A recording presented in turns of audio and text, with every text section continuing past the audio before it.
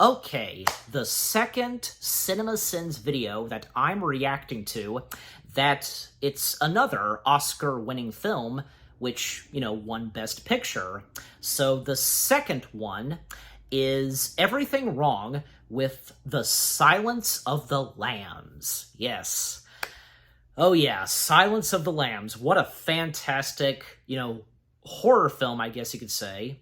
And the fact that it won Best Picture, I, it's more. I mean, I always thought of this. I'm pretty sure I can't be the only one thinking of this, as a joke. Like, I'm pretty sure that other iconic horror characters, like say Freddy Krueger, Jason Voorhees, Michael Myers, they are jealous of Hannibal Lecter because him being in an Oscar-winning film, and it's like, they bow down to the great Hannibal Lecter, if you get what I'm saying. Yeah. Yeah, so for me, Silence of the Lambs, which I did do a review on Silence of the Lambs, if you want to go check that out, as well as, like, say, Hannibal and Red Dragon. Those two I thought were pretty good. I know that Hannibal is mixed, but for me, I don't think it's that bad. I mean, Anthony Hopkins, once again, playing Dr. Lecter, Julianne Moore, this time playing Clarice, you got Gary Oldman, you got the late Ray Liotta, yeah. And the fact that Ridley Scott directed it, how can that movie could have been really good. Yeah, but again, like I said, I think it's very mixed. I'm pretty sure that, yeah, there are those like me that enjoyed Hannibal, but thankfully, a year after Hannibal came out, Red Dragon would come along, and good for Anthony Hopkins being in another movie as Hannibal Lecter, where it actually turned out pretty good, and which Red Dragon would be the last time Anthony Hopkins would portray Dr. Lecter. So yeah, and not to mention, Red Dragon is a prequel to Silence of the Lambs before Enter Clarice. Yeah, so... And yeah, because when Silence of the Lambs made its way to the Oscars, like, from Anthony Hopkins and Jodie Foster winning for their performances as their characters, and I'm pretty sure, yeah, it did win a couple of other awards, and especially it won Best Picture. Now, I tell you, because when the Oscars happened in 92, yeah, because, you had Silence of the Lambs, I think Dead Poets Society, yeah, Dead Poets Society was another one that same year, and Disney's Beauty and the Beast. Like, Disney's Beauty and the Beast, actually, no, Dead Poets Society was a couple years before, 92, my bad. But still.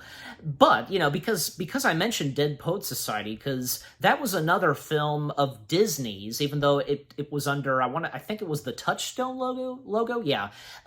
It was another one of those films by Disney that was nominated for Best Picture, and after Dead Poets Society would come Beauty and the Beast. And Beauty and the Beast being the first ever hand-drawn animated feature film to be nominated for Best Picture. Boy, that was something. That was something. But, still, with Silence of the Lambs winning for Best Picture, yeah, I mean, Silence of the Lambs, it did rightfully so win Best Picture. So, no hard feelings on, say, Beauty and the Beast and all the other nominated films for Best Picture. But, still, being nominated is something. How far you've made it and how good those movies are. You get what I'm saying? Yeah. All right. So, what CinemaSins has to say on Silence of the Lambs? Oh boy. I can't wait. Because, we all know CinemaSins. Not to mention, the title of this video, Everything Wrong with the Silence of the Lambs, with a side of fava beans. Am I saying that right? Fava beans? I think, yeah. With a side of fava beans. I had to do that. So, how do you guys find that creepy? I know my mom does, but I guess for me, I don't find that disturbing. It doesn't give me a spine-chilling feeling, you know what I'm saying? Like, it doesn't, it doesn't affect me. Like, I just find it cool and I guess in a way it's funny, you know, but also, you know, terrifying, because Anthony Hopkins, like, what more do I have to say about Anthony Hopkins as Dr. Hannibal Lecter? You know, and one more thing, not to mention, Dr. Lecter being #1 in the AFI list of heroes and villains. He is #1 in the #1 spot of the best movie villains of, you know, of AFI, you know, their list of the best movie villains. Good for Lecter. So, yeah. Again, just what Anthony Hopkins brought to the role of Dr. Lecter, just so fantastic and memorable. Made film history and one of the best, like, you know, movie villains of all time. I mean, even though that Hannibal Lecter is not really the antagonist of this movie, still. So, alright, so with that being said, let's go ahead and get this video started. And, you know, the reaction, that is. In 3, 2, 1, begin.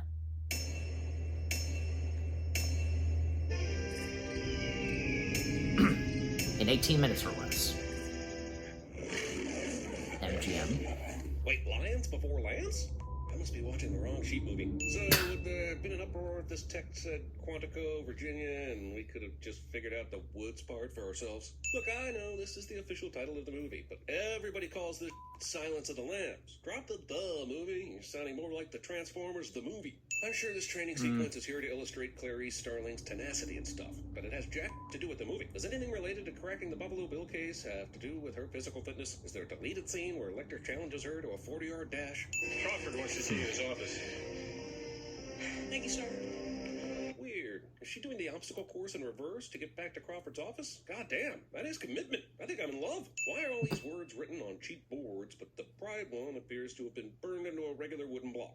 Also, hurt, agony, pain, and love it? Why the is there a hyphen there? Or is this a practical joke by the IT department? I think I get it. Is Crawford's office really past all this bull, or is Clarice taking a long expositional route to get to it? Also, this motherfucker looks directly at the camera in this scene. Come on, man, you're in one of the greatest movies ever made. Act like you've been there before. You looking for Crawford? Yes, sir. Well, not be back in a couple minutes. Why is it so urgent for that? Not looking at the to camera, count down just, Clarice you in know. the middle of her obstacle course if he's not even in his office right now? Why couldn't she finish it, take a shower, then get her assignment? This headline is about current serial killer Buffalo Bill, but the copy is all about the trial of Hannibal Lecter, who currently has nothing to do with the Buffalo Bill case. Maybe the National Inquisitor should be spending more time proofreading and less time on features like the new cologne that makes men so goddamn irresistible.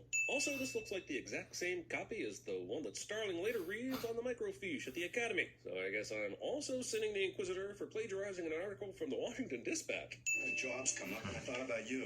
Not a job, really, more of an interesting errand. And, well, I like pulling people out of their exercises and giving them the news while they're super sweaty and tired. I sort of make a game out of it. See, double major, psych and criminology, graduated magna. Nothing you or I need to rehash, but really, it'll be great for anyone who might be listening. Why the urgency? Is there some connection between him and Buffalo Bill, maybe? I wish there were.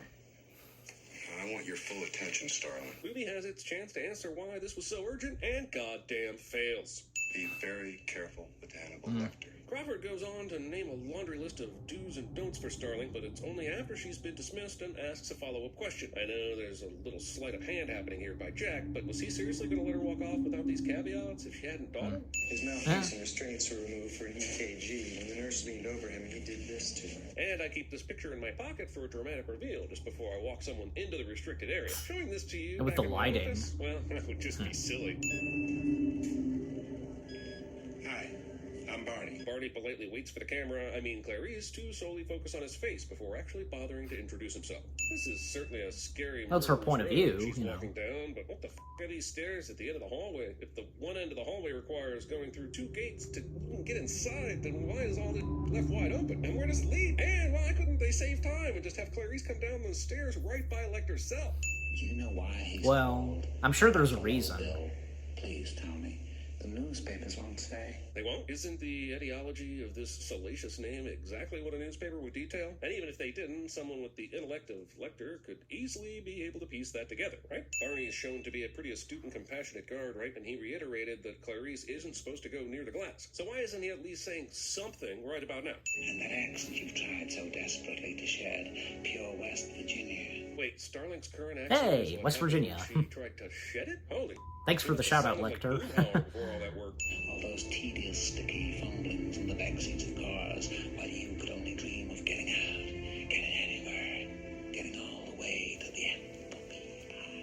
Sometimes words don't do a scene justice, and I'm just going to remove 5 cents for this incredible combination of performances, music, camera work, editing, and whatever else that makes this scene badass and iconic. Thank you.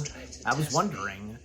I ate his liver with some Good thing you fava did. beans and a nice Chianti.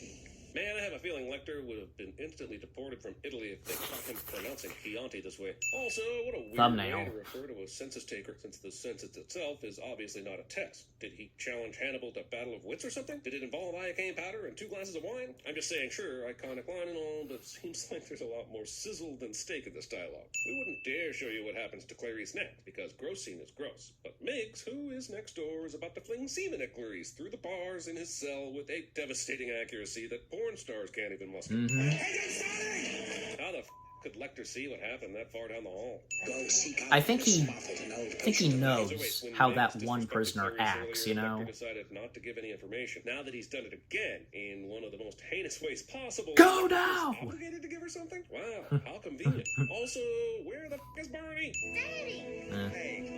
Don't get too excited, kid. There's a good chance he's actually an alien, currently chilling in the Vega system. The Hannibal Lecter article is about Okay. Hannibal Lecter, which is great. The articles to the left and right of that article are those classic 1990s bull filler articles with non-specific information about taxes and how governments are doing stuff and people are something. I wonder if these very articles with these exact words have been in literally hundreds of movies. A documentary about this would only interest me and would be awesome. The judge in the Hannibal Lecter case was called Judge Detox. I'm sure the prosecutor was Alexander Rehab. They found him at bed check. He'd swallowed his own tongue. Not a thing. I thought the yourself reference was too hokey for Lecter, so I figured he's from Baltimore, and I looked in the phone book, and there's a yourself storage facility. Man, what a gigantic leap to come to that conclusion just because of a hokey reference. Also, it turns out the storage facility was rented by a Moffat, and the rent was paid in advance. And this is an actionable clue regarding one of the biggest criminals in history. But Crawford sends a cadet to check it out on her own? Why is Yore in quotes? Was this storage facility started by someone with the last name of Yore? I just felt 500 Abbott and Costello routines simultaneously created when that information got out. I guess considering the storage facility's clever name, Clarice is jacking yourself off. I did not kill him, I assure you. Merely tucked him away very much as I found him after he'd missed 3 appointments. Yes, I went and made a house call and found him dead, and then decided to rent a storage unit for 10 years and put him inside there. You never know when you might need a head in a jar. Those lines at Disneyland are long, and sometimes you can grease the ride operator with some free stuff. Garden variety manic depressive. And I just think of him as a kind of experiment. A fledgling killer's first effort at transformation. So Buffalo Bill killed Hannibal's patient, and this was all before he went to jail, which we know was at least 10 years ago. How did all this happen so perfectly? God damn it, I know Lecter is brilliant, but there are flourishes here that are just as He is, unnecessary yeah. as a car jumping out of Despite a that he's skyscraper in a, even Fast though and he's a Furious movie. psychopath. Thank you, Barney.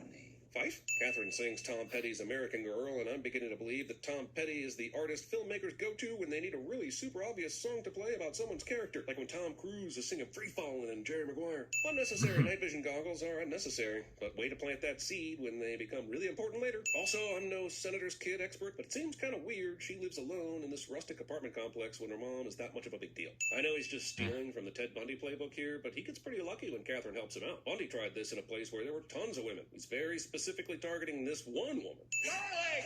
Outside. Damn, I know they want Starling's help on the case and everything, but they keep interrupting her training. How's she gonna learn how to take a series of punches from much larger men now? Buffalo Bill gets around more than Johnny Cash, man. According to the movie, he's been in Memphis, Tennessee, Elk River, West Virginia, Baltimore, Maryland, Belvedere, Ohio, Chicago, Illinois, and God knows where else. Hell, at this point, Buffalo itself may be the only city he hasn't been to. Apparently, the victim, Frederica Bimmel, lived on 143 Maple and didn't have a social security number. That is some great work by the FBI FBI. It's amazing they even knew her name. We find out later that Crawford was using Starling to get info from Lecter, but he doesn't really need her for this part, right? So is he actually interested in Clarice, as Lecter suggested? If so, it's certainly not even hinted at in the movie itself. I realize this small town might not have a coroner's office, but why would they bring the body to a funeral home? Why wouldn't this body go to the nearest coroner's office? Crashing a funeral. It was just smokes, darling. I had to get rid of him. Matters, Mr. Crawford. Cops look at you to see how to act. Matters. This movie came out all the way back in 1991. One thing we never give this movie credit for is showing a professional woman's perspective and how uncomfortable that can be in a sea of men. Like when she's on the elevator surrounded by a sea of dudes, or the creepy doctor who tells her how hot she is, and all but asks her out on a date. The guy who tells her it's all going to be okay and she'll do fine, like she's a child. The dudes who can't help but stare at her and Casey Lemons as they run by. And then, being left by her boss in yet another sea of dudes. The only guy who seems to treat her as an equal is Hannibal Lecter. Let that goddamn sink in. Oh yeah, and we're removing 3 cents here. Jesus Christ. Okay. If only they had Google in this movie, it'd be at least 40 minutes shorter. This one shot through Jane Gumm's basement is not only brilliantly expositional, it gives us a great sense of space that will help contextualize the final act. You know, there's a reason this movie is considered one of the best of all time. But also, I'm wondering how long it took for Buffalo Bill to find a house that had it's good a camera well. Find shots. out later he killed the person who owned the house and took it over himself. But what was that scouting mission like? Catherine Martin, the 25-year-old daughter of Senator Ruth Martin, listed first as a missing person, is now believed to have been kidnapped by the serial killer known only as Buffalo Bill. This is Starling's first time hearing this, and it's on the local news. How has she not been briefed on this yet? She's on the investigative team. Also, this seems like a pretty convenient kidnapping for the FBI, because Catherine is a senator's daughter. The interest in catching Buffalo Bill ratchets up to the point that the government is willing to give Hannibal Lecter a better place to live if he can give them information that will save her. She keeps repeating the name. And I promise he sees Catherine as a person and not just an object. It's harder to tear her up. That might be true, but it has absolutely no bearing on this film whatsoever. This moment plays like a PSA to the audience. This is the number for the U.S. Attorney's Office. Please, either you discuss this with him or you let me do my job. Awesome! Boss, power move, go girl! But still, this works. Quick protocol. I tell you things, you tell me things. Official United States diplomacy. Is it a butterfly? Yes, a moth. What's the narrator, what are they going to say on when the part of Lecter killing those 2 guards? Wait, so Buffalo Bill has been putting moths in his victims' throats since the very beginning of his serial killing? I mean, Benjamin was one of his first, right? And he's killed a bunch of people after that, but no one has noticed this until just now. Also, how the did you guys not find the moth in that dude's head earlier? I realized the discovery of the moth and that last victim would lead you to go back and check on another victim, but the only thing left of that dude was a head. There wasn't much to examine. A moth should have been found way before that. It rubs the lotion on its skin or else it gets the hose again. Buffalo Bill is one of the most scrupulous serial killers of all time, but to punish his victims while in captivity, he uses, common hose. Movie makes it seem like Hannibal Lecter is somehow going to grab this pen and use it as an escape device later, and I'd love for the movie to explain how he gets it, but this seems like bull. This scene is supposed to be creepy, but they totally copied Steve Buscemi's character from Con Air. What? Oh, really? Did you breastfeed her? Now, wait a minute. Yes, I did. Toughened your nipples, didn't it? I know Lecter's around here, but what a childish, churlish thing to say. Is this even an insult? 5 for 10, strongly built, about 180 pounds. He goes on to say a couple of more general descriptions, but nothing of real consequence. Why would they agree to this transfer before even checking on all this vague? Yes, Lewis Friend is an anagram for iron sulfide, or fool's gold, but Lecter never wrote it down. So how does Starling know that Lewis is spelled this way? It could easily be Lewis, right? Then something woke you, didn't it? Was it a dream? What was it?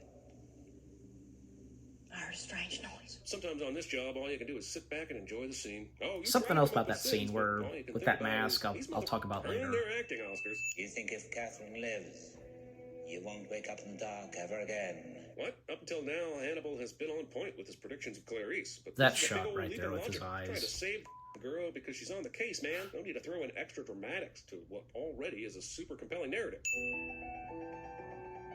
Here it Again, comes, if they're worried about the sharp, 2 pointy things guards. being an issue, why let Hannibal use a radio? There are all kinds of sharp, pointy things in and on that.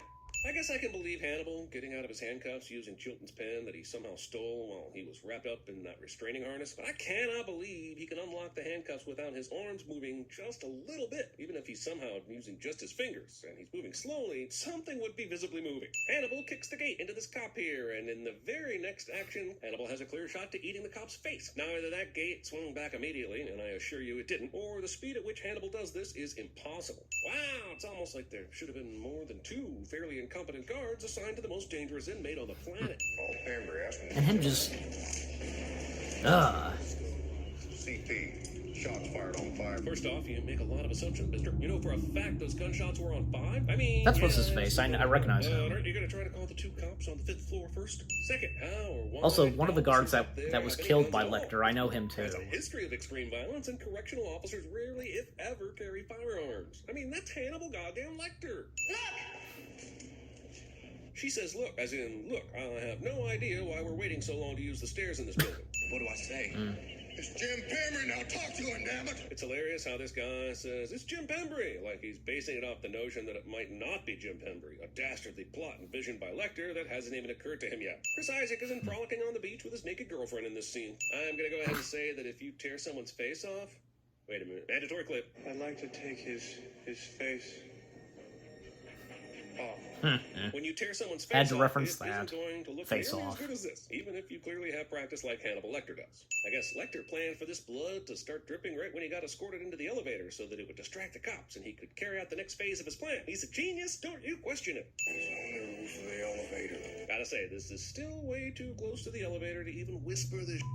There's seriously not a more direct way to contact Clarice than calling the dorm hallway phone. This whole movie has been people showing up in person to ask for her. Clarice, doesn't this random scattering of sight seem desperately random? There's only one case file on Buffalo Bill, right? So Clarice has been hoarding it this whole time? Is there seriously no one else working on this case right now? Well, Clarice may never have looked in this other room if it wasn't for this meowing cat. Meow ex machina. Follow me, Clarice, to understanding. Look, I know Starling is a good detective and she has the profile on Gump, but she spends like 7 minutes... You know, maybe the cat investigating was this place and smart, somehow like... puts all this together.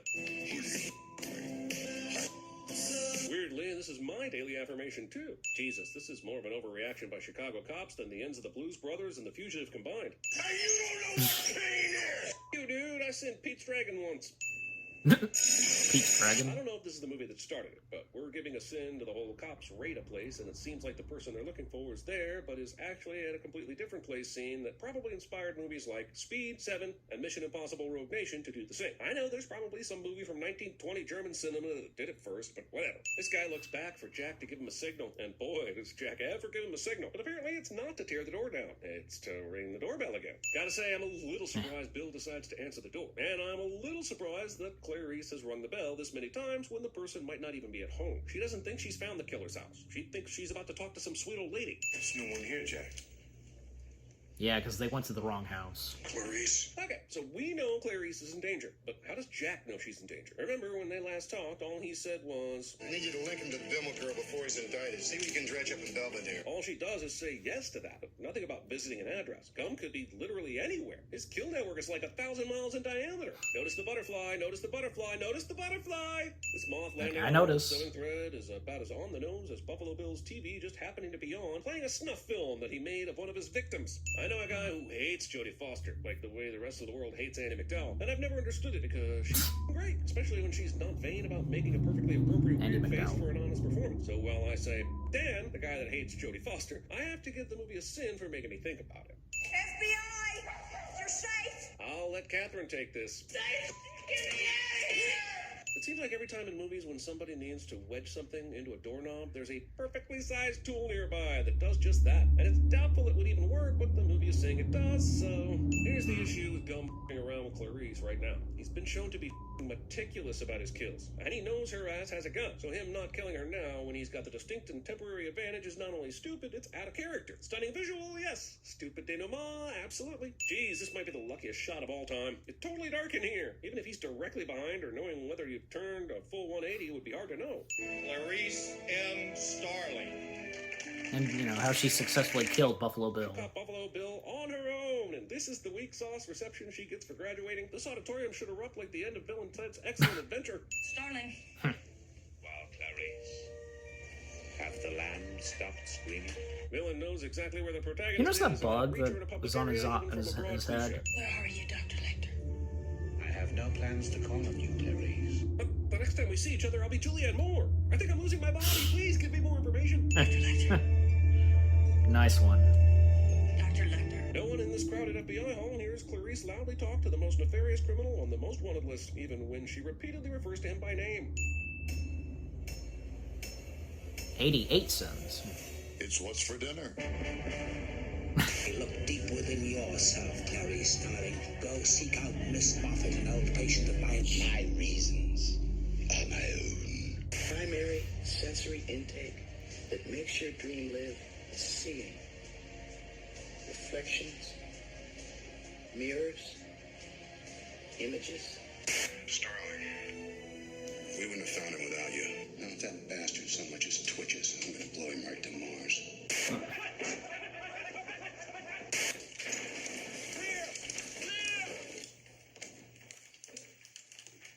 There's no one here, Jack.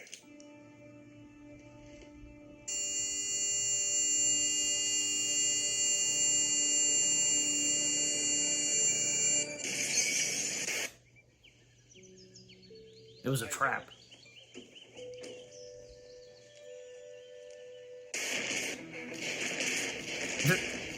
Joe Pesci. Your bleeding has stopped. How did you? It's nothing. Tis but a scratch. Her body was the only one he took the trouble to wake down. Oh, this is nothing. You could have been with us 5, 6 months ago. Oh, you talk about guilt. Good evening, Clarice. It's good to see you again. Seal off a 10-block radius. Give me the SWAT team and an ambulance double quick. Everyone! Lecter, I was supposed to find a charity and throw some of the company's money at it. They all seem the same to me, so what's the difference? Okay, so that was everything wrong with The Silence of the Lambs. It was in 18 minutes or less. Yeah, I think it was. Wait, Lions before Lambs? I just want to check, just be sure. Yeah, in 18 minutes, yeah. So again, everything wrong with Silence of the Lambs in 18 minutes or less. But, you know, with the title of it, at the end, it's with a side of fava beans. I think that's about right, fava beans. Yeah, and first off, because, yeah, you know, some people call this movie Silence of the Lambs without the, but, you know, some people, obviously, they would call it The Silence of the Lambs. For me, you know, I guess it doesn't matter. You call it The Silence of the Lambs or just Silence of the Lambs. Either one works, you know. I mean, this movie would have, you know, it would have been fine if it didn't have the in the title, but, you know, still. I mean, what the narrator had to say about that. But yeah, what CinemaSins had to say on The Silence of the Lambs, yeah, I mean, some stuff that, you know, aren't explained, but, you know, some of that doesn't matter. You know, stuff like that doesn't matter.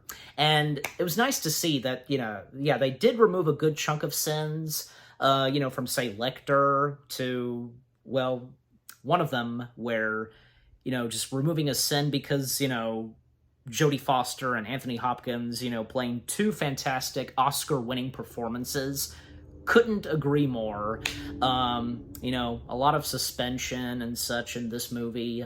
And, you know, some stuff that they had to say on this movie, yeah, I guess I would kind of agree. You know, it's understandable, but some of everything else that they've had to say on it, I would disagree, you know.